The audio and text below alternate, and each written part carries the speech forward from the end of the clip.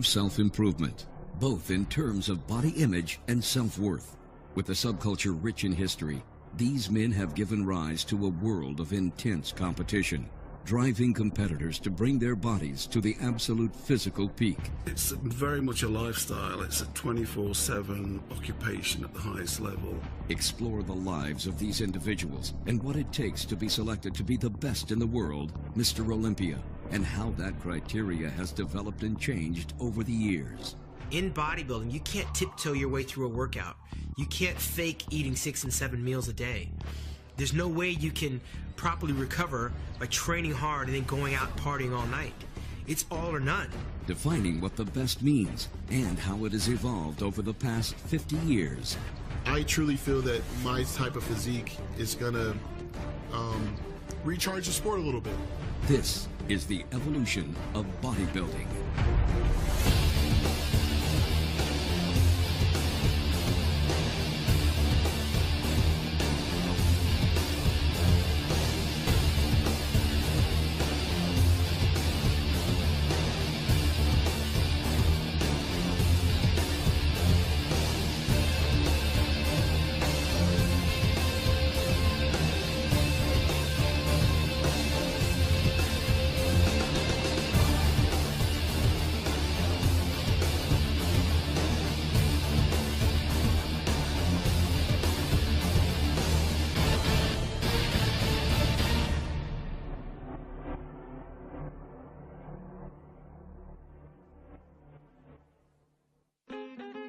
Before bodybuilding became a controlled sport, men of great strength were seen as curiosities rather than athletes. Audiences of circus acts and vaudeville shows were amazed to watch gargantuan men crush steel and lift unfathomably heavy items. And yet it was the spectacle of the show, not the physical prowess of the man, that was admired.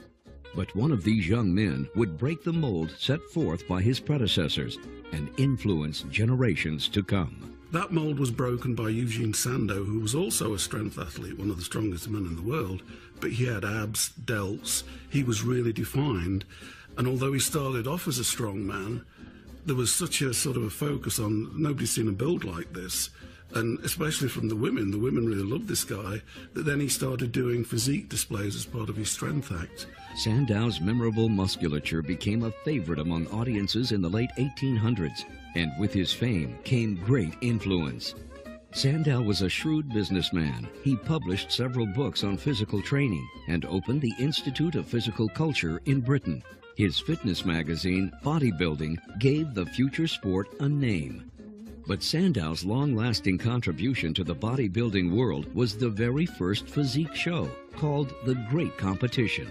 With a legacy that the entire bodybuilding world owes its success to, Sandow has been unforgettably remembered as the father of bodybuilding. The real first bodybuilding contest was held at the Albert Hall. He organised it, didn't compete in it because he would have walked it. And the guys were judged. There was 12,000 people there to see it. One of the judges was Conan Doyle, who's the author of Sherlock Holmes. And then after that, physique contest started to spring up sporadically. Every few years, some of the best built man in the world. Though it wasn't until 1940 that Joe Weider, along with his brother Ben, launched his magazine Your Physique, and a few years later created the International Federation of Bodybuilders. It was the improvement in self-image made possible by bodybuilding that earned Weider's praise. Joe and Ben lived in the Jewish ghettos of Montreal, brought up in poverty. And they founded an industry, the bodybuilding and fitness industry. Now, we've all heard multiple stories of Jewish kids coming out of ghettos and getting into the movie industry or business, but these are established businesses. They were already going, and they got involved. They built the whole thing from nothing. You know, Joe ran his first magazine, produced his first magazine on his kitchen table on a mimeograph for $7. Ben traveled the world in the 50s to places. In those days, air travel wasn't as easy as it is now. He went to China and Russia. Here's a Jewish guy going to Egypt and you know, getting them in the bodybuilding fold. There was no religious or racial barriers, you know. So they were really unique in what they did. The 1950s were drawing to a close. and the sport-turned-industry's focus to the next decade was about to shift almost universally to California. And who better to personify the iconic California lifestyle than the legend Larry Scott? Yeah, Larry Scott was the personification of the California beach boy, even though he was born in Idaho and his blonde hair was dyed. I met Joe in '61 through the magazines because I was appearing in the magazines, and he took an interest in me and started putting his arm around me and started seeing how he could help my career, just out of the goodness of his heart, and for his business too. You know, he was trying to get some pictures of the guys for his magazines, so it was a win-win situation. The biggest magazine in those days, in the 30s and 40s, was Strength and Health, run by Bob Hoffman, who did bodybuilding but was more into weightlifting. He'd give them preference. And at that time, there was a real struggle going on between Bob Hoffman and Joe Weider. And Bob Hoffman hated bodybuilders, but he was a powerlifting guy. And so he thought that was sissy stuff to be a bodybuilder, and you should be showing you how much you could lift and everything. So they didn't get along. He used to hold contests, bodybuilding contests, but in conjunction with the weightlifting. And the weightlifting would take first, go on first. And the bodybuilders would not come on till midnight. They were like second-class citizens. Joe wanted to give bodybuilders the proper respect and forum. I said, I want to be Mr. America. And he says, why don't you enter my contest? And it was IFBB. And it was just starting, this idea. And I thought, I didn't say it to him, but I thought, who wants to win IFBB? Who knows IFBB? I want to win AAU, Mr. America. That's what I want. I said, no, Joe. I said, I got my heart set on AAU. He says, you can't win that. I says, why not? And he says, because that's fixed. He picks who wins that contest. And I said, well, I think I can do it. I still can. So, and I met Isaac Berger, who was a powerlifter. And he says, I know Bob Hoffman. He says, you got to meet him. You got to get to know him. You got to get in good with Bob Hoffman, or you'll never win his contest. So he said, at the next Mr. America, which was in Santa Monica, in which Joe Benda won it, he said, you come backstage after that contest, and I'll introduce you to Bob Hoffman. I said, all right, great. So we went backstage at the AAU, and he took me up to Bob Hoffman, and he says, Bob, there's someone here who wants to meet you. Larry Scott would like to meet you. And Bob Hoffman turned around, he looked at me, and he said, oh yes, I've seen him in other magazines. And turned his back on me. Isaac Berger walked off, and I'm standing there on stage. He's got his back turned to me, and just leaves me there. And I thought, I walked off. And I thought, here I'm talking to Joe Weider, and he's giving me all this help and encouragement and everything. He turns his back on me when I want to enter his contest. I said, that's it. I'm done with AAU. Joe Weider, you know, he was a visionary, and he established the Mr. Olympia contest in 1965, and the reason he established it, there was two federations, and you could win Mr. America once, and that was it. You could win the IFBB Mr. Universe, but then there was nowhere for these guys to go. So he said, I want to create the ultimate bodybuilding competition, and he was having dinner with Larry Scott in 1964. We were sitting there having dinner, and we started talking about, and I had just won the universe, and they said, we need to come up with a contest in which all the Mr. Universes can compete in. All the Mr. Americas can compete against one another to see who's the best in the world. I said, that's a great idea. Maybe we get Bill Pearl and these other guys that were heroes to come in. I'd like to see how I would stand up next to them. And Joe says, look, we're going to get a new competition, and what are you going to call it, Larry said. And they were drinking Olympia beer. This is a true story. And Joe said, well, call it Mr. Olympia. Let's not call it that. That's a beer. Let's call it something that sounds health-producing or something, like Mr. Broccoli. That wasn't what I said. But something better than Olympia. Well, anyway, I lost. I voted on it. He says, no, Olympia. He says, think of Mount Olympus, like the grandeur of that. And I said, yeah, I can see that. And so we decided then there to call it Mr. Olympia. Now, if they'd have been drinking Schlitz Malt Ale, we'd have had Mr. Schlitz Malt Ale now. You know? Well, let's see. I won the first Mr. Olympia in 1965, and they provided $1,000 gift. First time.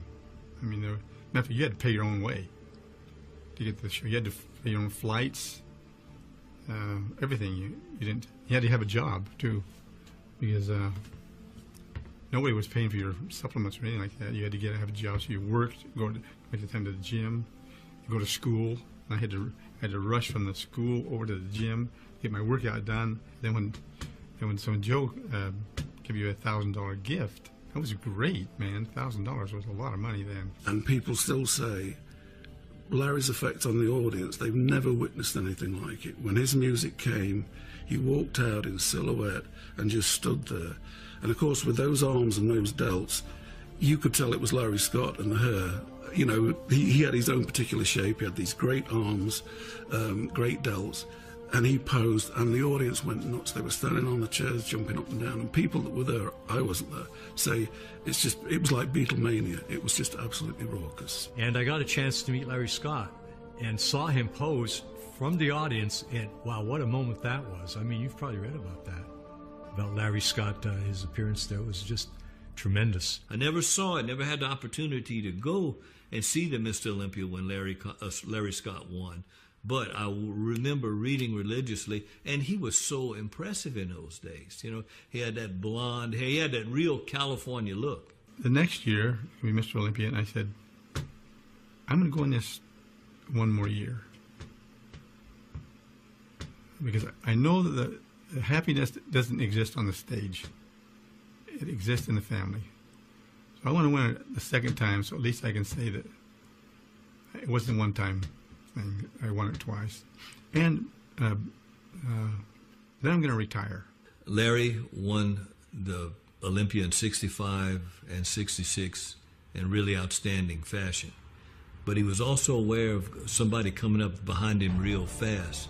After I was given the trophy, the second Olympia, I said, I want you to appreciate their loyalty and their adulation and everything. And that's what I told him. I told him from my heart. It was a great honor. It's not something for a little Pocatello kid to get this kind of an honor. And I really appreciated him. But tonight is my last contest. And Larry, you know, won the title those first 2 years, and then he decided to retire. He had other things to do. And along came Sergio. When Sergio Oliva came onto the scene, his presence was impossible to ignore. Blessed with an enormous amount of raw talent and driven by a true warrior spirit, Oliva ascended the ranks of his contemporaries with a grace that made him seem almost unreal. His nickname, The Myth, was well earned. Joe said, I got a fella here that I want you to meet. He's from Cuba. And he's got a great body, and Joe was always bringing those kind of things just to spur you on. And so Sergio Oliva came walking back. He couldn't speak any English at all then. He was just spoke Spanish totally. But I looked at his body and I thought, I am never going to beat this guy. I'd already decided I was going to quit, but I thought, I'm glad I'm quitting because I know I'm not going to beat this guy. He's got natural blessings in his body, his proportions, his size, everything. It was just magnificent. I've never seen a bodybuilder like him. I first met Sergio Oliva outside Gold's Gym when it was on 2nd Street in Santa Monica. That was the second location. And I still can remember these arms coming out of a Hawaiian shirt with a split in it in order to give him enough room for these huge arms. Sergio is one of the most gifted genetic bodybuilders there ever was. This huge chest, huge arms, flaring thighs, tiny waist. But he was just this incredible display of genetics, and everybody was impressed. Nobody's ever not been impressed by Sergio Oliva. Now, I had the good fortune of meeting Sergio and becoming friends with him early on. We competed in the 1966 Junior Mr. America contest in San Jose. That was the first national contest I'd ever competed in. I was 19 at the time. And when I met Sergio, I had never seen anybody that genetically gifted. Still to this day, I haven't. I well remember this. Sergio only weighed 197 pounds that day, yet each one of his thighs measured 29 inches. His waist was only 27. He was so far advanced over the rest of us Everybody else could have just posed their ass off, and Sergio could have stood there, and he walked away with the contest. And Sergio just rewrote the books in terms of, you know, round muscle bellies on the small joints. He had this small head that made everything else look massive. You know, it's an illusion. I'd been to a couple of universities and seen all the guys, Arnold, Draper, Park, you know, and impressed, you know. The first time Sergio walked out, I just went back in my seat. He ambled out. There was this, is this human? You know, it was like some sort of holograph that had been made out. The roundness of the muscles, the small waist, the size of his arms when he hit the poses. I've never shot back in my chair at anybody since. You know, it was just amazing. Though Sergio Oliva was in the best shape of his life in the early 70s, he was succeeded handily by Arnold. As one titan faded and a new one rose into the spotlight, it was the IFBB that was slowly on the rise as the 1960s came to a close. Well, yeah, along came the 70s, and you know, the culture of the country and the world was changing rapidly with, you know, pop music and everything. The Vietnam War was in full force, which then became such a political issue here in the States. And at that time, you know, when all sorts of wild things were happening, along came Arnold Schwarzenegger. Sending a letter to Arnold. Arnold called me back. Said, Joe, I don't have any money. I can't buy a ticket on the plane. I have nothing. All he had was his briefcase, you know, with his workout suit and shoes, nothing else. So along came Arnold, who was a blueprint for what you wanted in a bodybuilder, what Joe Weider wanted. You know, he wanted the best bodybuilder in the world to have charisma, a PR brain, a sense of humour, somebody who could connect with an audience. You could have almost written it and said, let's get this guy. I told him, I don't want to go home, I want to stay here. I'm near Los Angeles, and movies and everything. That's what I want to be. I said, okay, I'll pay you for your ticket to the plane. And I had a little business there in Florida, and he went to work, and he worked. He wanted to go to school, college school. I gave him money, gave him everything he wanted. And of course, his nemesis was Sergio Oliva, and he competed 1-to-1 against Sergio several times, in which a lot of people think Sergio maybe should have won. Just maybe. The problem with Sergio is that he was dealing with Arnold, who is just the smartest bodybuilder on stage ever. At that time, that was the first contest that he was on his mark, he looked good, and Sergio was a little bit off, and everything was right, and Arnold won. Because I well remember, we went back to the hotel that night. It was me, Dave Draper, Franco, and Arnold, and he kept saying over and over, I can't believe that I actually beat Sergio. That blew his mind that he actually had toppled Sergio. And then, of course, a few weeks later, he was able to beat him again at the Mr. Olympia. And it was really his decision. You know, he won the Olympia in 1970 and through to 75 for 6 years, to then concentrate on the Olympia, that then made the Olympia between 70 and 75. That's when the Olympia took over as the contest to win, to decide who's the best physique on the planet. And then after that, you got Joe's publicity machine behind him. And there's a certain synchronicity about the whole thing. Joe got the guy he wanted. Arnold met the entrepreneur he needed. They both knew how to promote, you know, the sport as a business and make it, you know, more accessible to the public. The Olympia was established. Arnold started to train in Gold's Gym. So you had this synchronicity of, you know, the world's best bodybuilders, Zane, Draper, Franco, all in the same gym. You can't be thinking about yourself. You cannot be worried about what's going on with you. You have to go, okay, I'm ready. I've done everything I can do. Now what's going on around me that I can take advantage of? And nobody was ever better at that than Arnold Schwarzenegger. Coming off of wins in 1973 for Mr. America and the IFBB Mr. Universe, Lou Ferrigno continued his winning streak in the following year's IFBB Mr. Universe and the Mr. International. That same year, he entered the first Mr. Olympia, taking second. But it was in 1975 that Ferrigno's fortunes began to take an unprecedented turn. 1974 was my first competition in Mr. Olympia because I was currently the Mr. Universe twice. I won the IBB Mr. America. And I knew I was competing against Arnold because he was my idol. I really wanted to beat him.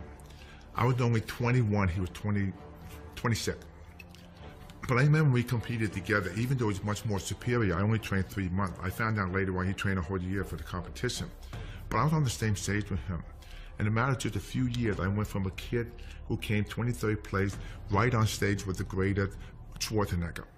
And I remember when I was on that stage with him, I said, this is such a big leap. No matter what happened in the competition, people are always going to look up to him and I. And it was incredible because it gave me the sense and the motivation to go push even harder, to train even harder. Guys like Arnold and I back 30, 40 years ago, most of the big guys would go into pro football. But Arnold and I were like the two biggest guys in bodybuilding, so when Pumping Iron came out, the public embraced us. It affected everyone. Like Franco, everybody got a lot of fame. But mostly I, because they were like the giants of bodybuilding. And Arnold always felt that eventually I was going to surpass him. He always said to me, if I had your body, no one would beat me for 15 years. So basically, the beauty about the two of us is that we got involved going the mainstream, go with the film. Like I did the Hulk, he did Terminator. So it made us the household name. And it helped everyone out. With Schwarzenegger and Ferrigno both moving on in the wake of their newfound fame, the competitive stage had opened up once again. 1976 began with the birth of one of the sport's greatest rivalries, Frank Zane and Franco Columbu. Well, that year was going to be me, Franco, and I think Robbie Robertson, a couple other people. I really wanted to win that year because I trained the whole year. But doing the Hulk, it changed and made me so well known because if I walk down the street, everybody knows me. Nobody knows who Franco is. So I made that decision. That's why I came back to competition, because I wanted to stay in the game. But I could not pass the Hulk up because I was the Hulk my whole life. It's a wonderful opportunity. Unfortunately, it had to happen before I was able to compete. The bodybuilding has always been a progression. The prize money gradually crept up. In '76, I think the total prize money that Franco won was $5,000. Frank Zane and Franco never got on. Even to this day, if you talk to them, Franco particularly will tell you he beat Zane 20 times. Well, he never did. You know, Zane won more than Franco, but they were polar opposites in personality and physique. You know, Franco had a great back, striations, so he won more on, you know, that impact. Zane was like a walking statue. You know, he practices posing to perfection. You know, there's every pose was thought out so that the waist would be kept slender, the leg would be splayed out to show the quadriceps and calves and everything. I think I was much more meticulous than anybody else that competed at that time, and probably even now, because that was my background. I was trained in the sciences. I was prepared to teach chemistry. And so because of that, my exposure to chemistry and my analytical approach to everything with the journals and looking at things and correlating results with what I'm doing to achieve those results, I got nicknamed the chemist. Frank basically was very dominant in the late 70s, you know, 77, 78, 79. He had the type of physique that was very acceptable to the average guy. And I don't mean in any kind of negative, but the average guy could say, hey, if I trained hard, I could probably look close to that. And, you know, I basically had a goal. I wanted to make the most of my physique and go to the top, win Mr. Olympia, and however long it took. You know, 1977 was already my, what was it? The years I competed, 72, 74, 75. It was my 5th try for Olympia in 77. So 5, 6, and 7 were the magic years for me, 77, 78, 79. And, but, you know, it was all because my training conditions continued to improve. That was my goal. I knew that to get to the top, I'd have to have impeccable conditions for training. Everything had to be perfect, and it was. But Frank had class in his physique. In 1977, winning the Olympia meant a cash prize of $5,000, and the trophy which I got to learn later was the first year they gave out the Sandow Trophy. And so I'm the recipient of that, but I didn't know it at the time. And then, you know, winning it 2 more years after that, the prize money went up. It doubled each year. Joe Weider will tell you, Joe and Betty Weider, you know, everybody thinks in the 70s, Arnold was on the cover a lot, Zane was on the cover a lot, and most people think, oh, the Arnold covers would have sold more. Joe says, no, Frank was always the one who sold more. Until Arnold became a film star and everything, and that went to a different audience. He could have been the icon Joe was looking for if he'd have been the personality of Arnold, but that wasn't him, you know. In 1 decade, bodybuilding had skyrocketed from a growing sport to a booming industry. Fast on the heels of such unprecedented exposure came an age of rampant controversy, starting with the 1980 Mr. Olympia. That was the victory that Arnold, last Olympia victory of Arnold in 1980, which was hugely controversial. I've spoken to Arnold about that, and he's told me, you know, this is in the past 2 years or so. He was a little bit annoyed. 2 things happened. He was signed up to Conan the Barbarian, and it was supposed to start shooting in something like 79 or something. They delayed and delayed and delayed until shooting wasn't going to start till late 1980. So he'd streamlined his physique, but to get to be Conan, he started training again, started putting on size. But he kind of like educated the public, like, I'm so active, I still got this physique, I'm doing a Conan movie, but you have to have an audio, and his audio was fitness. It was a smart move he made. So I learned from that, because in the point of view, you want to stay in the game being active, you don't want to lose your fan. But he was also very irked by people like Mike Mensa, who sort of debunked Arnold's training theories. Arnold was a volume guy, trained 6 times a week, twice a day, 20 sets of body part. Mensa was trained 4 or 5 times a week, 3 sets of body part, you know, high intensity. And sort of, it really knocked, is a word we're using, Arnold. He wanted to teach these guys a lesson, you know. So even Zane said to him, who he was very friendly with, you know, you're making a comeback, aren't you? You're putting so much into it. No. He told everybody, no, I'm going to Australia to do commentary for CBS. You know, I'm not going to do it. But what happened is I had an accident where I fell into my swimming pool and basically severed my urethra, smashed my urethra, and had internal bleed. You know, it was awful. I almost died. Went into shock. But I ended up going in the contest anyway. It was an error in judgment. I was encouraged by Arnold to go in. That was his ploy, was to get me. But basically, I think he was getting even for the year before, 79, when I won the Olympia then. I embarrassed him, apparently. He asked me, he said, I was coming off stage, off stage with the trophy. He says, Frank, what's it like to win Olympia this year? I says, Arnold, you've been better than when I beat you for Mr. Universe. And that really, they aired that, and that really made him angry. And Arnold said to him, Frank, it's not about friendship, it's about strategy. He didn't want Frank to get the extra incentive, say, oh, you know, I better put the pedal down on this. So he went to Australia, and everybody thinks he's there to do commentary. And then the night before the contest, he enters. And of course, that sent shudders through the bodybuilding world at the time. He went to the competitors' meeting, and this riled a few people up. You know, Samir Binu said something, and Arnold argued with him. And the comment was made about Menser said something, and Arnold said something about Menser's waist hanging out last year, and that's why he didn't win, because his waist is hanging out all the time. And at that, Menser attacked him. He jumped Arnold. And some people pulled him off. Bill Pearl was one of them. And that was it, you know. It was hotheads going at it. Well, it's interesting, Arnold came back and wasn't in his best shape. But like I said before, like Joe said, go back to your roots, because Arnold always used bodybuilding because he had the fitness world to back him up. And that was a good point, because I think if he came second and third, it really didn't matter, because he was already 5-time Mr. Olympia, 6th time, so he had a name. And most people to this day say he shouldn't have won the contest.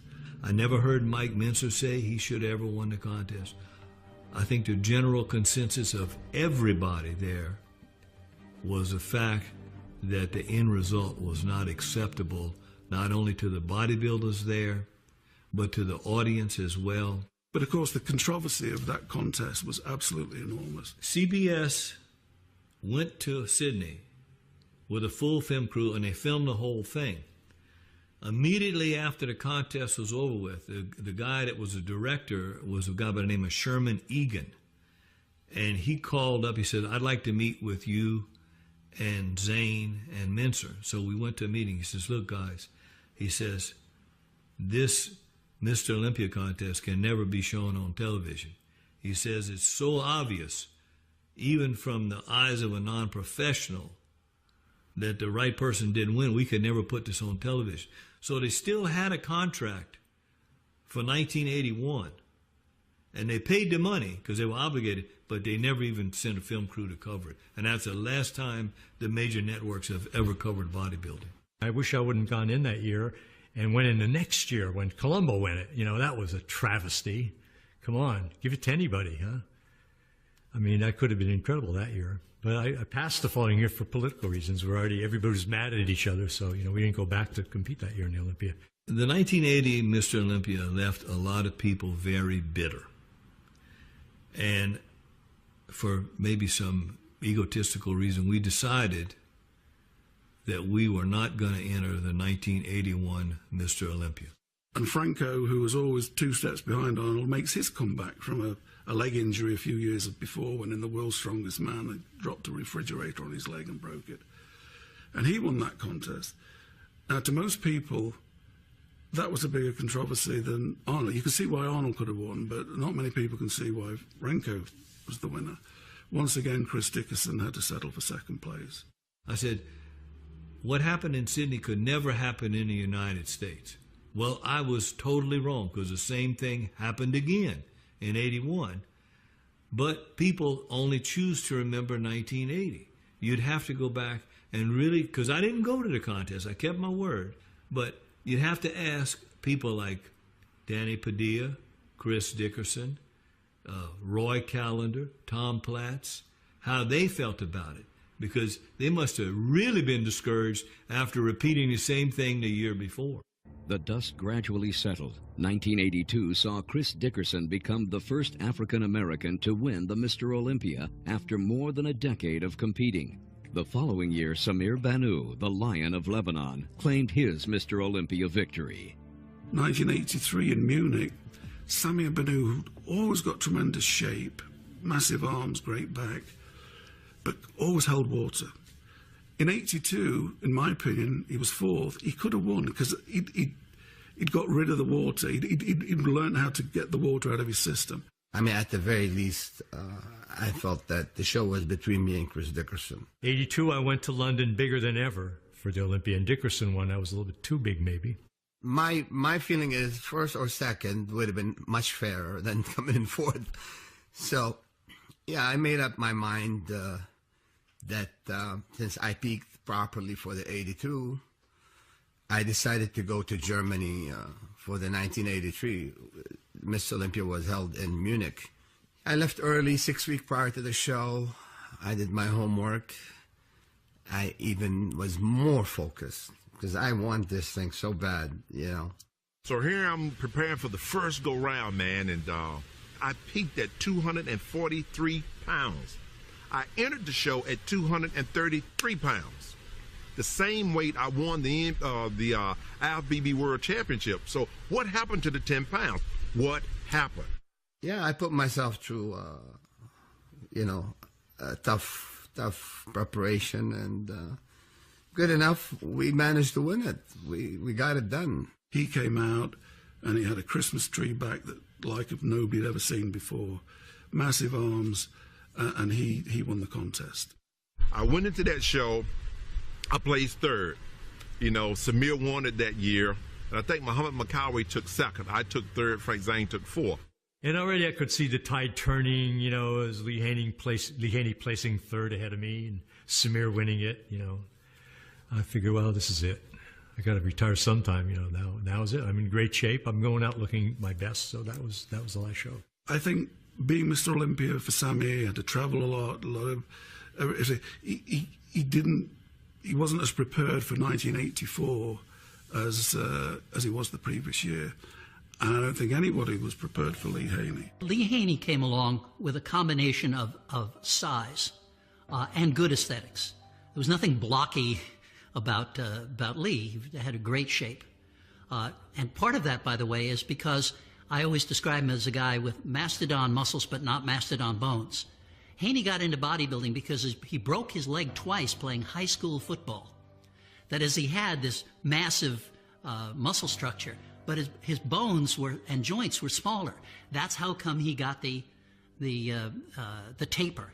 Because I knew when I peaked at 243, with symmetry, balance, with the look of Robbie, with the look of Arnold, and a posing routine like a Frank Zane, but with the movement of Frank Zane or Ed Corney, then that was a winning combination. So that's what I worked upon achieving in 1984. And as I prepared for that competition, I prepared like never before. Lee Haney took notice to me because he saw that I trained so hard. And Lee Haney came up to me and goes, hey, I'm getting ready to go into the Olympia. Would you like to train with me? He was the most intense guy that I've ever trained with. I mean, intense in every sense of the word. Rich would leave it all in the gym when he trained. I mean, foaming at the mouth, drooling the whole 9 yards. That's how Rich was. And then what was even better is then I went with Lee Haney into New York for his first Mr. Olympia win, and he won that show. And it was just one of the greatest experiences. I turned pro, and my good friend ended up winning Mr. Olympia. All of that came together at that 1984 Mr. Olympia. When they raised my arms in victory, man, I felt I was on top of the world then. And I knelt down on stage, and I thank God for what he had done and what he had allowed me to do. I'm this 21-year-old cocky kid thinking, man, I could go right into the Mr. Olympia, and win the show. And I still knew there was Lee Haney, this Lee Haney who's just at that time was a freak, real wide clavicle, little waist, huge back, thick chest. Rich Gaspari, he was responsible for a certain evolution of bodybuilding until he came along as a pro, made his pro debut in 85, his Olympia debut in 85, and got third. He was 22 years old. And now I'm this kid, 22 years old, coming in third place, and I was like a bit disappointed, and people are like, what are you, crazy? You're 22 years old, your first Mr. Olympia, you come in third place in that show. So I was like, wow, this is easy. I'm just going to do it again, and I'm going to win the next year. And it just never came out that way. Nobody ever seen that hardness, vascularity, and the ripped glutes. This was a new thing. I brought something different to the sport that no one else had at that time, and that was striated glutes. I was known for my butt, for being the hardest bodybuilder at that time. So I set this standard in the sport, and then going into the Mr. Olympia, I became one of the favorites now. It's amazing. Each year brought about something different or another different turn in my life because, as you know, I was a father as I trained for the Mr. Olympia competitions. And then there was all talk in the magazines that Rich is favored to win. Rich can beat Lee Haney. And in my mind at that time, it's like, you know what? Maybe I can beat Lee Haney, even though he was like this guy, my great bodybuilder. Now, mind you, just to remember, we were living in California together. Now we both moved. I moved back to New Jersey. He moved to Atlanta. We still communicated and talked. We were friends, but I was very competitive. And as a friend, I still wanted to beat him. I've always looked at my training for a Mr. Olympia competition, even as the NPC Nationals competition, as my job. I'm going to work. And when I'm at work, give my very best. Don't have slack on anything, because I've been taught that, to work as though I'm working unto God. And if you're working for the master, then you're going to give your all every time around. And I wanted to make a year's worth of gains, because I figured if I didn't compete, that I was going to get better and go into the 1987 Olympia and win. And that ended up not being true until 1988. I come in second again, probably the best condition that I could be in, but again, it wasn't enough to beat Lee Haney. But then there was another bodybuilder, and it was Lee Labrada. He was known for his, symmetry and structure and, the mass with class. Entering the pro ranks at 175 pounds can be a daunting challenge for anybody. Lee Labrada came along at the same time, And there were certain aspects. Lee had great proportions, could present himself well, very polished, big arms for a little guy. You know, in '89, I mounted a serious challenge to Haney for the first time. You know, but I came in a solid second. And I was a crowd favorite because we were competing in Rimini, Italy at the time. And of course, the Italians have an eye for aesthetic physiques, you know, with the Roman heritage and that type of thing. So I was very popular there. And you had Sonny Smith, Vince Taylor, a lot of great champions, Lee Brother. I think Rich, I called him Rich the Itch, he never would go away. Coming from second and now dropping to second and then losing to Lee Labrada and Vince Taylor. And Lee Haney again won the show. And I geared up for 1990, and I thought that was going to be my year because that was the year that they had the drug testing, and I knew that that with, you know, my natural genetics and the like, that I would be able to put on a very strong showing. And I got to tell you that what was running through my mind as came down to the wire, and the announcer said, and the winner is Lee, because we're both Lees. It was like a feeling of being like at the edge of a cliff, and I got to tell you that I was either going to jump off and soar, or I was going to fall to the bottom and crash, and it was the feeling of a free fall when Haney's name was called for first place.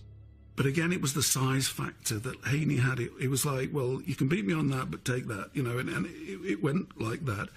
And Labrada came very close to toppling Haney, you know, in Rimini in Italy and in 1990, which was the drug-tested contest. But it was not to be, you know, and again, Lee Labrada would have been a magnificent Mr. Olympia in personality and bearing. I was very young as a bodybuilder, and I started seeing things happen to me. I started getting injuries and actually almost going into like a burnout, you know, with competing. Going into then the 1990 Mr. Olympia, ended up getting 5th place in that show, so I dropped another place, and I was like, oh my God, I'm done, you know, in bodybuilding. You've got to feel sorry for Rich, because if Lee Haney had never existed, he'd have been at least a 3-time Mr. Olympia, because he was second 3 times in a row at a phenomenally, you know, most pros today, well, they're not turning pro until they're 30, and he was doing this at 22, 23, 24, you know, and, you know, he was another magnificent guy. I talked to Shirley. I said, baby, you know, I've done 7 Olympias in a row. No one has ever done 7 in a row. And I said to her, well, what do you think about that being, you know, it? Being a competitor surely is. She looked at me and said, it? What do you mean, it? She said, you got to do 8. What are you talking about? Let's don't even have this conversation anymore.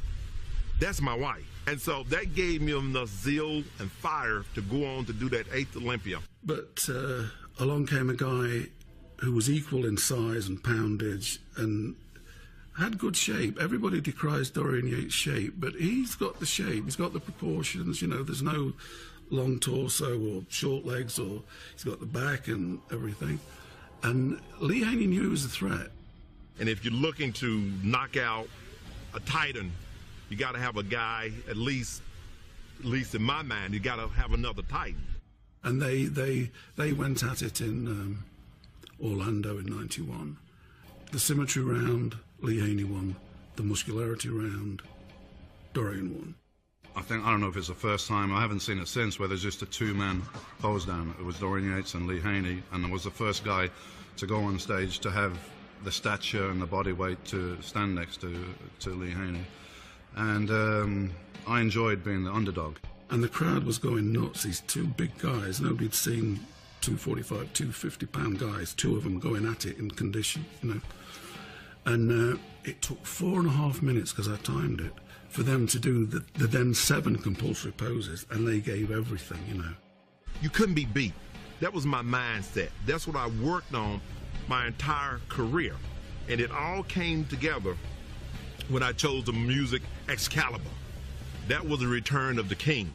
In 1984, his first Mr. Olympia, he posed to the theme from Excalibur. And so the certain symmetry took place, because his last contest he posed to Excalibur again.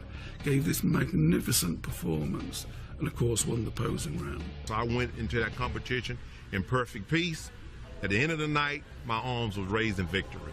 and he took home the 8th Sandow, and that was the end of his competitive days. And Lee Haney, I think if you had to say who was the first gentleman of bodybuilding, who was the greatest ambassador we ever had and still have, it's Lee Haney. A new age of self-awareness had hit the bodybuilding industry at the turn of the 1990s. Industry leaders sought a presence at the Olympic Games. The innocence of years gone by started to erode as athletes began submitting themselves to drug tests. Well, I think the feeling was that there needed to be drug testing because, there was a hope. Ben Weider wanted to get bodybuilding into the Olympics, so we had to sort of approach IOC standards in drug testing. We all got notified that they were going to be instituting a drug test in, I believe, like October. So that was introduced for the first time at the 1990 Arnold Classic. I won the Arnold Classic Championships, and a week later I wound up in Columbus, Ohio, and I won the competition with perfect scores. $60,000. Mike Ashley had gotten second place there. Mike Christian was third. And I went on a tour of Canada, and while I was there, I got a call from Wayne D'Amelia a week later that my drug test had came back positive, and I have an opportunity to check sample B either in Westwood, Los Angeles, or in Chicago. However, I was on tour, and I couldn't do anything about it. NBC filmed it. They had to re-edit it. They were showing it at a later date. Mike Ashley was the winner. Very clunky. So my next call was obviously to Joe Weider, like, what do I do here? I mean, this is a time when they didn't have the internet. They didn't have Twitter. They didn't have Facebook. They didn't have cell phones where you could text message stuff. So there's 4,000 people that were in Columbus, Ohio that wouldn't be notified of this information for nearly 3 months. And Joe Weider had just said, basically, Sean, stay on your game, do what you have to do. You're one of our, most highly decorated athletes. We are going to support you and prove them wrong in Chicago in 1990. So it was about 8 months I had between losing $60,000 and watching the Arnold Classic Championship go right through my hands to trying to get redemption in Chicago. So the 1990 Mr. Olympia was going to be drug tested, so they decided to test all the guys before, so you'd know who'd failed on Friday, so we wouldn't have the embarrassment of taking the trophy off somebody. Was I baffled by the test results? Of course I was. I didn't think I would test positive because, based on the athletes talking amongst each other, certain drugs work certain ways and they're faster acting and they're, in and out of your system. And, of course, none of us knew how to pass a test. And that was never my goal either. But, of course, I didn't argue it. I didn't try to fight it. I just went back to the gym. I went back to the gym. But I knew I had to work even harder because I had 8 months and I had a legend I was going up against in Chicago in the form of Lee Haney. So Friday night, out came the results. And favourites like Momo Benaziz and Barry DeMay had failed. And Van Walcott Smith and Vince Conniff had failed. So two of the top names were out of the Olympia, Come the day of the contest, Saturday afternoon, all the guys that were left in walked out. And it was immediately obvious that all of them were down in size. Lee Haney, Sean, I've always told Sean this, the legs were still there, but the upper body just didn't have that density. There was three guys who looked the same as they always did. That was Mike Christian, Francis Benfato, and Frank Hillebrand. Everybody else was down a bit. Lee Labrada, Gaspari, all of them were down. But then another thing happened. Vince McMahon launched his World Bodybuilding Federation. He said he was going to just do a magazine, and he had a booth at the Olympia. But at the conclusion of this Olympia, his guys, Tom Platz and others, went round handing out, announcing the new federation, the WBF, the World Bodybuilding Federation. When he was doing very well with professional wrestling and decided he would try his hand at bodybuilding, it sent earthquakes through the whole bodybuilding landscape. Everybody thought McMahon, with all his money and everything, this is going to happen. And suddenly we knew who was in there, the likes of Stridham, DeMay, Quinn, Mike Chris, really big hitters that were top 6 finishes in the Olympia every time they were in it. Mike Quinn was there. Vince McMahon had just entered into bodybuilding and was coming along with the WBF, a new federation, offering more money, and he secured 13 bodybuilders away from the IFBB, which made some things a little bit easier for some bodybuilders that were in the IFBB because he took a few good guys. The amount of money they were offered was enormous. I think Berry was getting $300,000 a year. This is back in 1990. And even somebody like Lee Haney's contract with Weider would probably be 40 or 50 grand at that time, so it was enormous. But Berry said, you know, and this goes back to what I said before, the drive was always to be the best in the world. He said, we all realised we weren't going to be the best in the world. We were going to be best in this little group. We weren't going to beat Lee Haney. And somehow the drive went out of it, you know, and some of the guys were far from the best. I think what knocked the legs out from Vince McMahon was the scandal he had with the steroids. And I think he decided that, you know, bodybuilding with its, you know, the slur of drugs, it had been an experiment that he'd gone into with a good heart, but it was time to be strategic and, you know, concentrate on what he knew best. And that was the end of the WBF. Had he had some good management, I mean, what makes you extremely professional, that formula that works so well in wrestling, ain't going to work in bodybuilding. And he applied that same formula, and it didn't work. If he would have just listened to some people, he wouldn't have wasted money, and he could have made a big dent. It might have been different, but he was the one that forced Joe to start offering contracts, because then eventually he became afraid he would lose everybody. He did call up the Ben and Joe Weider after it folded and said, you know, I'm done. You know, you guys know what you're doing more than I do in this sphere, and good luck and no hard feelings. So, you know, there was no rancor in the end there. While the industry dealt with its various troubles, the competitive standard set by Lee Haney was about to be shattered by the new juggernaut of the 90s, Dorian Yates. And then along came Dorian Yates from England, who won the Mr. Olympia 6 times and just brought a whole new standard of hardness and freakiness. And, you know, to me, the golden age of bodybuilding was the 90s, you know.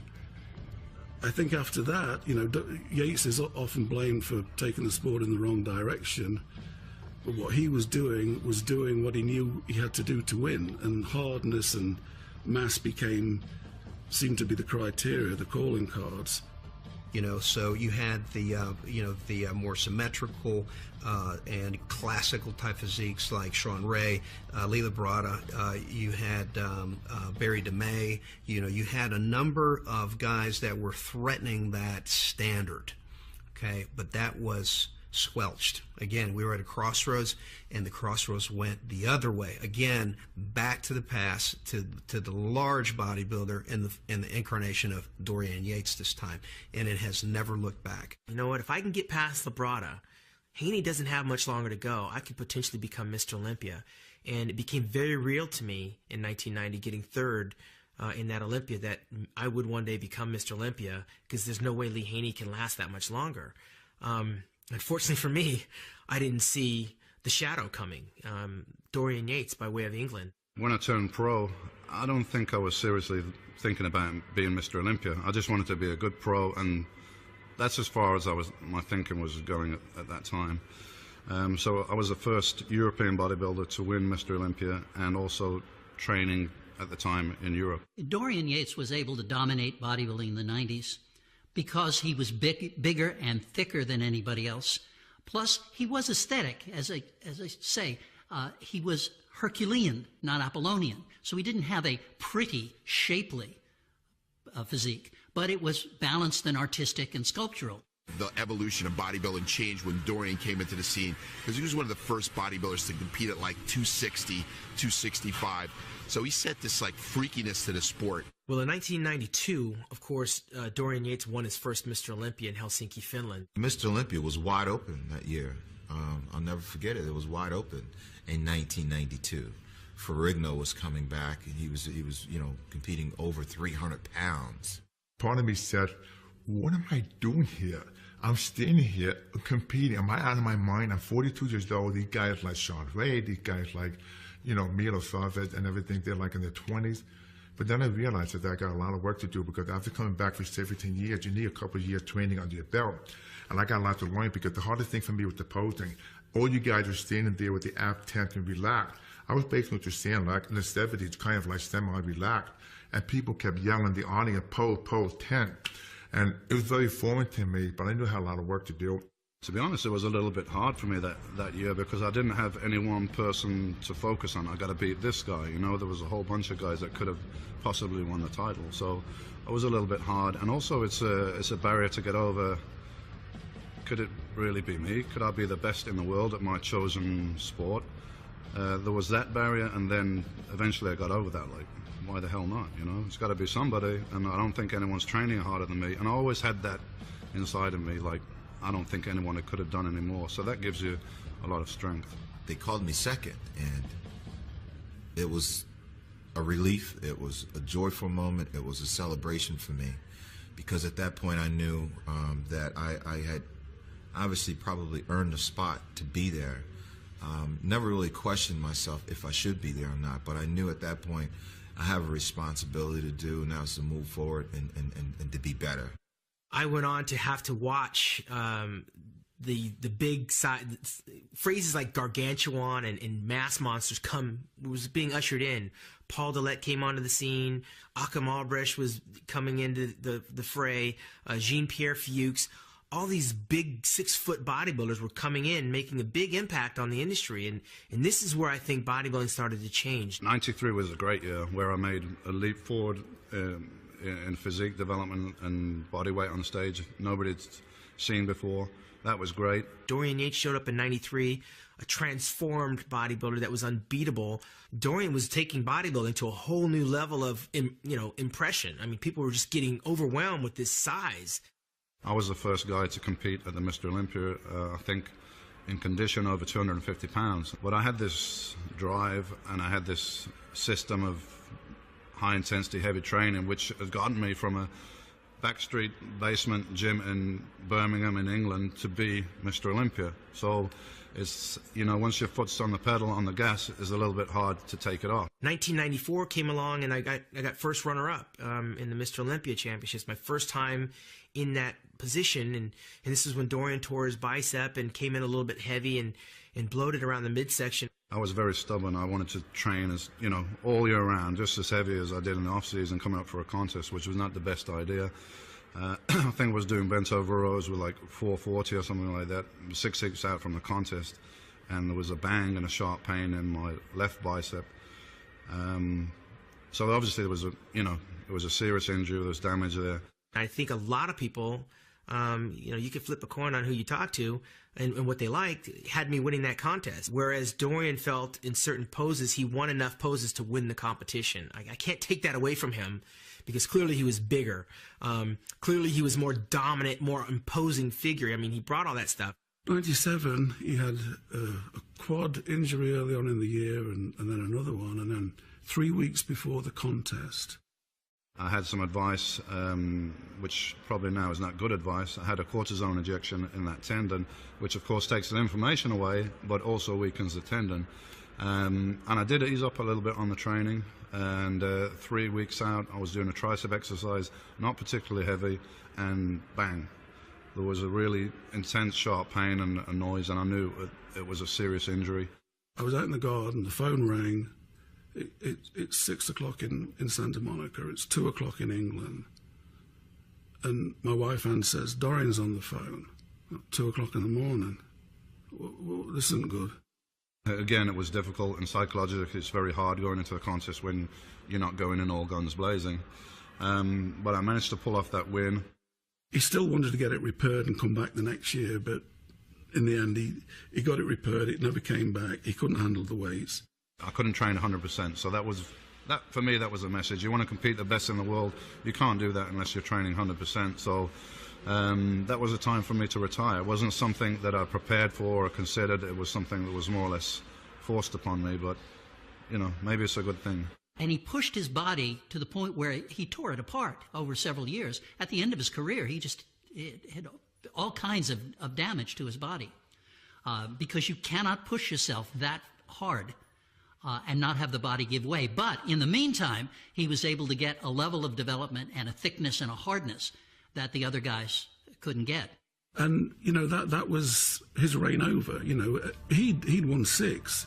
I got to say the 90s is probably the most competitive period in bodybuilding as far as the depth of quality of physique and talent that were there. You got 6 or 7 guys there that are very, very close competitively, that could interchange at any point depending on what condition the guys came in. So I would say definitely that was the most intense period. So whether I won 3, 4, 5, 6 Mr. Olympias, it would still be a great achievement with the people I were competing against. When Yates gracefully retired in 1997, the torch was passed to another born champion who changed bodybuilding for good, Ronnie Coleman. Today I go to the gym, and Brian Dobson is the owner. He's like, man, he sees me come in. He's like, man, you compete? I'm like, no. He said, you ever competed? I'm like, no. Like, pretty big. You probably need to compete. You could probably be world champion one day. And as soon as he said that, first thing out of my mouth was, no, thank you. Now, I'm not into bodybuilding. I haven't even picked up a bodybuilding magazine. I don't know nothing about what's going on in that sport. I'm very unconcerned. It's just like something foreign to me. No, you know, you been asking me that every day I come in. Every day I come in here, and every day I tell you no. So I'm still gonna have to, you know, decline the offer. He's like, I'm telling you, you need to do this. He's like, I tell you what. He said, there's a contest coming up in about 3-4 months. He's like, if you compete in this show, I give you a free membership to the gym. And remember, I'm struggling, so anytime somebody offers you something free at a time like that, you're like, okay, what I got to do? Nobody's had a slower climb up the ladder, you know. Made his pro debut in '92 at the Olympia, didn't finish in the top 15, was a journeyman pro, in and out, in and out. And I can remember it like it was yesterday, because I remember I was backstage pumping up, and I look over, and then Sean Ray's over there. He's doing push-ups on the wall, and the first thing I see is this big old chest sticking out while all these striations and stuff are going. I'm like, man, I'm in the wrong sport. I placed dead last in that show. 98 became his breakthrough year in a big way.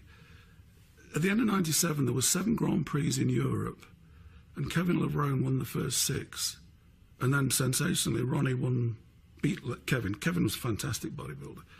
He won that last one, and that was a sign, you know, because then in 98 he won the San Francisco show, or him and Levrone went in 3 shows in May, New York, San Francisco, and in Canada, Montreal or something. And Ronnie won 2, Levrone won 1. 4 or 5 months after that, in September, and I was faced with, at that point, the Olympia was wide open. And Flex was the favorite. But even then, you know, you could see Flex's back double biceps is a thing of beauty. But the only guy in that lineup of that time, Levrone, Sean, Nasser, that could match him on double biceps, not beat him, but not be vanquished by him, was Ronnie. So we come down to Mr. Olympia. I'm like, man, if I can make the top 3, this will be better than a dream come true, you know, because I know I never win, because, like I said, I just got in the sport just to keep my free membership to the gym. The Olympia was what I wanted in 1998, because Dorian Yates had retired. He'd gotten injured. I'd sat behind him for 6 years. I'd watched the tail end of the Lee Haney era. And lo and behold, me, Kevin, and Flex see Ronnie Coleman, a guy that we used to not even pay attention to, leapfrog over all of us. So come the day of the show in New York, 1998, Mr. Olympia, Madison Square Garden, great crowd. They walk out, and Ronnie is ripped to shreds. He's as hard. He's maybe a bit down in fullness, but he's as hard as a rock. In fact, he looked almost grey to me, and at one point I thought, he's going to pass out. He was right on the edge. Flex was just a little bit off. Still, Flex took the prejudging, but Ronnie came back in the evening and took the title. You know, leading up to the show, everybody already gave it to Flex, so I'm like, okay, at least I got second, so I'm still just as happy as I can ever be. So all of a sudden, Wayne calls out Flex Wheeler's name for second. I'm like, did I just hear that right? And I'm like, yeah. And the first thing I did was collapse. Ronnie became, from this quiet, slow burn guy in the background who nobody ever thought of being a threat to anything. He loved being Mr. Olympia. And 1999, he came back maybe not as hard as 98, but fuller. And he was like a walking anatomy chart, you know. And he just dominated on size. You know, he just got bigger and bigger.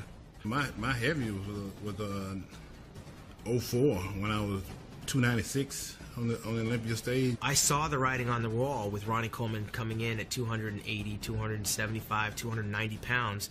That bodybuilding and the landscape was forever changed. The size just blew everybody away, you know. Jay Cutler was in it, but there was no contest that time. You know, Ronnie was just an amalgam of muscle that, you know, a freak of nature that, you know, we won't see for a long time. Ronnie Coleman reigned supreme until 2005, tying Lee Haney's 8 Mr. Olympia wins. Coleman even won 4 Mr. Olympia contests over the man who would, in time, come to eclipse him, Jay Cutler. You know, I always wanted to be somebody. I picked up a magazine when I was 12 years old. I saw a picture of Chris Dickerson and my sister's boyfriend. He had some old magazines laying around, and I was just overwhelmed by what the body could look like. I couldn't believe it. You know, I had seen superheroes before, you know, in Batman and Superman in cartoons, but I never saw in real life a physique look like that. And I just, you know, I marveled at it. I just couldn't believe that this was actually attainable. So here I am from small town USA. My dream is to always go to California and train amongst, you know, the pros I read about in the magazines, but it can be possible because these other guys did it. In 2001, Jay Cutler nearly beat Ronnie, but after that, Ronnie, you know, reeled off another few victories. I knew then that I had something that I could battle Ronnie with, and that was really what drove me into 2001, where I was a much better athlete coming into Mr. Olympia. I took the whole year to prepare. Now I have the fans behind me because now I was an underdog, and I was happy. I was ecstatic to be second place. That was almost as great as winning to me because I was really competitive, and a lot of people thought Jay should win this competition. So Jay was always finishing second, apart from 2002 when he didn't compete in the Olympia. In 2005, it was very, very close. Personally, I would have given it to Jay, and Jay was absolutely devastated by it. So I felt in 2005, I matched Ronnie Coleman like in a lot of poses, including some back shots, which I never thought I did. I improved a little bit there, and he still was definitely at a different level. But in 2006, he finally beat Ronnie. When we were building up for the competition, you know, of course, became a Ronnie and Jay show after all these years after being second, you know, 4 times in a row. Of course, it's, you know, it was almost like Ronnie Coleman, Jay Cutler, Mr. Olympia. So when I won and knocked off the champ, which he was going for his record 9th Mr. Olympia, he had already won 8. It was a huge monkey off my back. And of course, after that, Jay won in 2007, and some people thought Martinez had won, and then Jay lost in 2008 to Dexter, and it seemed that it was over for Jay. Going back and looking at Jay from the previous years, you know, each year he was getting, you know, he wasn't getting much better than he was the previous year, so he was getting worse and worse. I said, well, you know, I think I can beat Jay. You know, so my trainer at the time, Joe McNeil, and I, we put our heads together, came up with a game plan, man, and we went into the Olympia, you know, full steam ahead.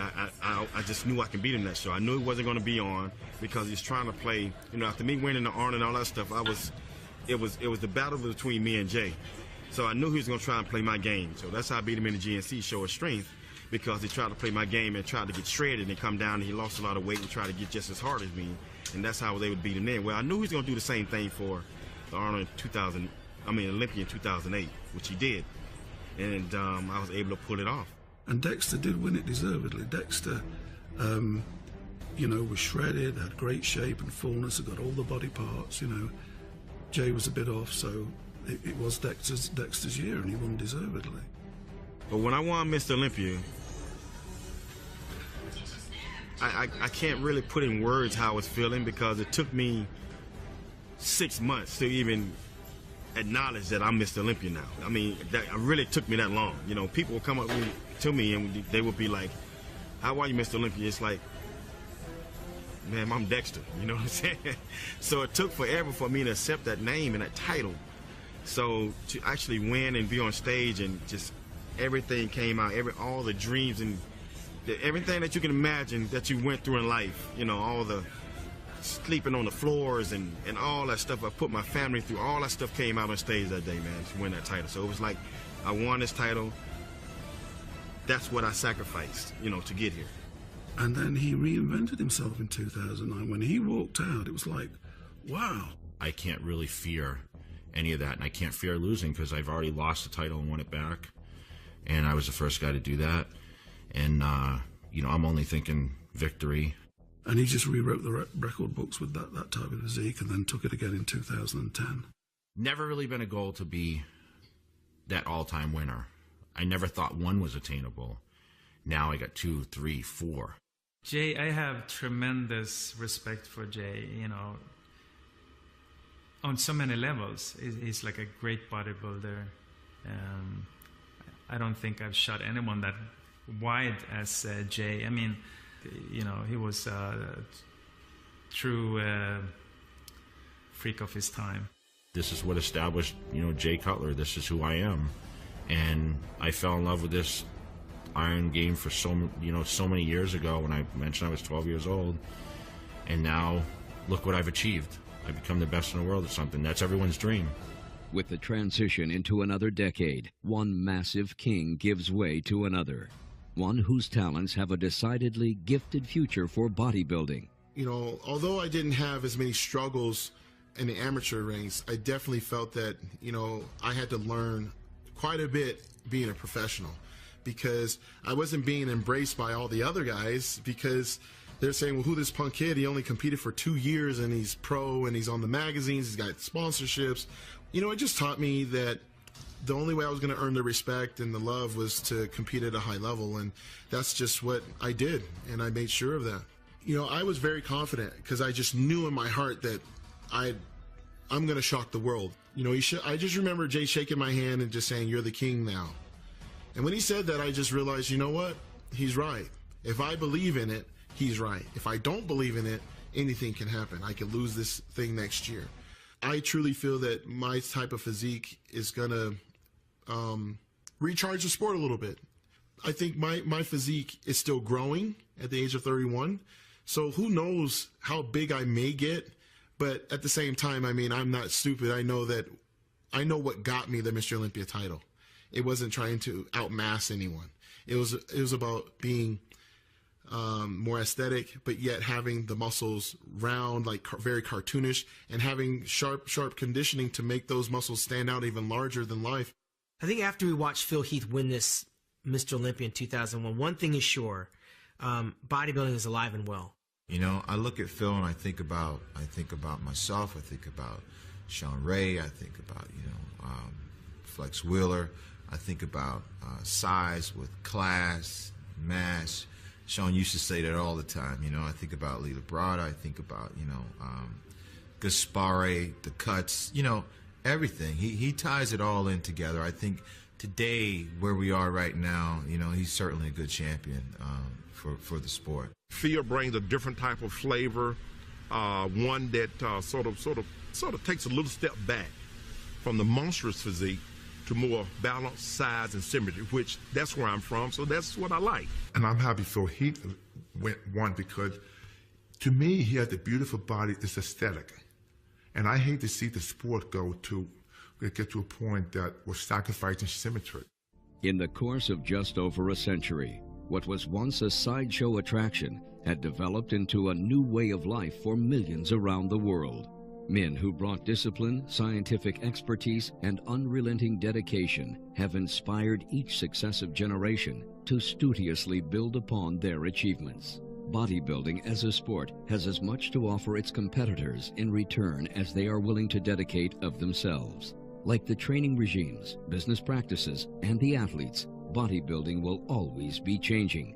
It will never cease to evolve. A lot of sports have evolved. You know, we use the term evolution here. What I described before, going from Eugene Sandow to Yates and guys who came after, that was evolution. But evolution usually means, you know, a process of improvement. And I'm not sure in many ways, I think the evolution of bodybuilding has peaked with the 90s, and we're not going forward with creating the perfect human specimen.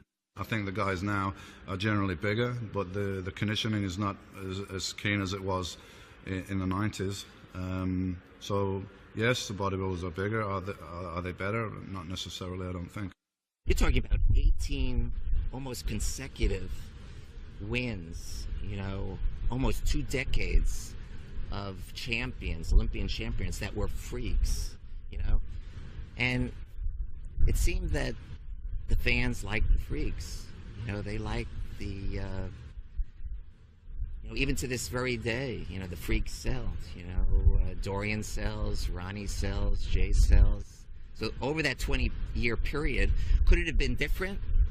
Possibly. Just think, Sean, if you won Mr. Olympia, or Kevin won Mr. Olympia, or Flex won Mr. Olympia, how things may have changed and tied. It's more of a freak factor nowadays. And I think the whole society is changing towards that. How photography is today, if you look at any bodybuilding magazine, and it's a natural evolution with how the physiques looks today.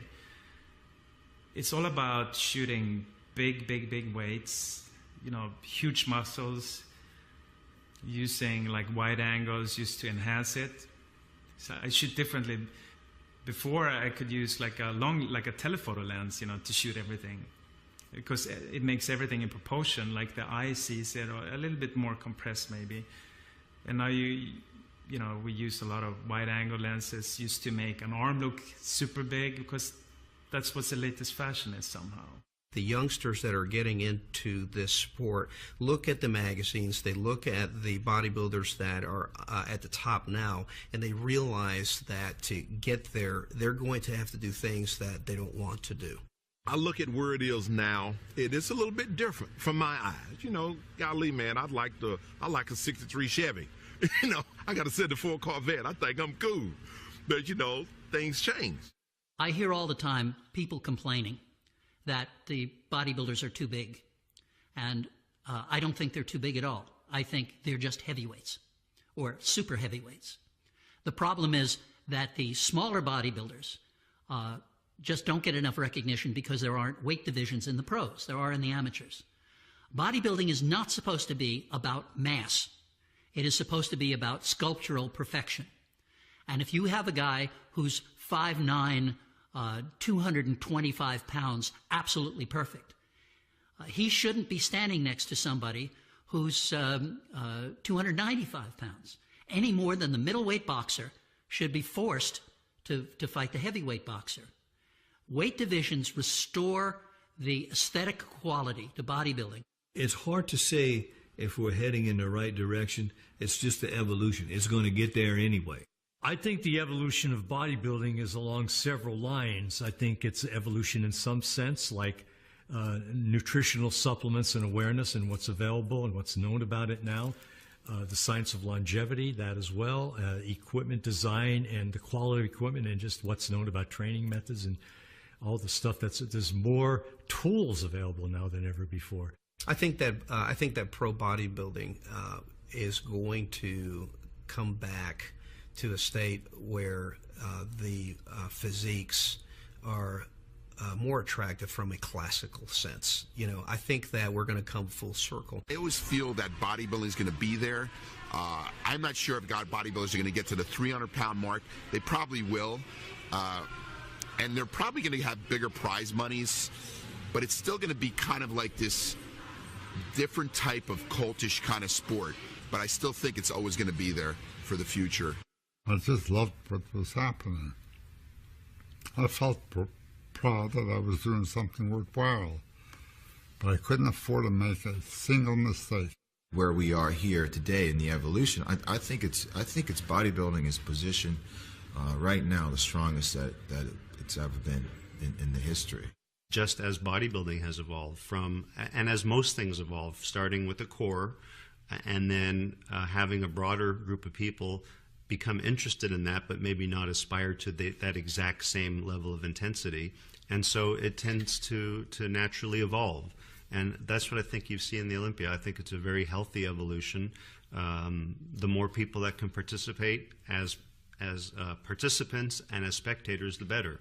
And I think that's what you see with the Olympia right now. Even though bodybuilding has evolved with certain, physique changes and a lot more money is around than it was before, Arnold and those guys, Larry Scott, it didn't justify a living for them. Today, guys can have a career out of it. Prize money has grown by leaps and bounds since those early years. I mean, for example, in 1970, Arnold Schwarzenegger won. The total purse was $1,000. Today, we have $815,000 as a total purse, which includes men's bodybuilding, women's bodybuilding, fitness, figure, and now bikini, with $200,000 being the grand prize for that the overall men's winner. So I mean, just when you look at prize money alone, it's an enormous increase. I mean, and what that means is that people are able to make a living and earn a living as professional bodybuilders. They don't need to have part-time jobs. They don't need to have full-time jobs. Bodybuilding in the early years, the athletes were required to work jobs because they didn't have the support of the sponsors, and the prize money wasn't so valued. There wasn't so many bodybuilding competitions. Nowadays, we have so many bodybuilding competitions where the athletes can compete. They can qualify for the Mr. Olympia. They can be contracted by companies because the exposure is much more of an advantage, having not only magazines themselves, but the internet has become so huge in the marketing perspective.